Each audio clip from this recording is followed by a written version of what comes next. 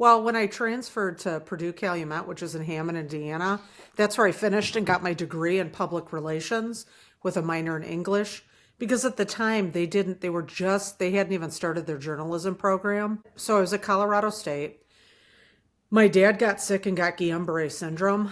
And so I came home Oh, and the family was in total chaos. My dad was paralyzed within like 24 hours. It was really fast. He like felt like he was getting the flu. Then they took him into the hospital. They're like, something's wrong. They thought it was Lou Gehrig's disease. And then it ended up being Guillain-Barré syndrome. So I had to make a big change.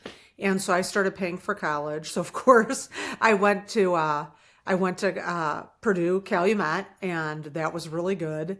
And that's where I got my degree from. But I wasn't, you know, I wasn't happy with what I was doing. I was already working in my field. I had worked for some universities. I'd sold wine. I did makeup. I worked for theaters. I mean, I was doing some singing. I was sort of floating, and I realized, like, God, I got to make some money, and I had been working in a lot of restaurants. I did catering, bartending.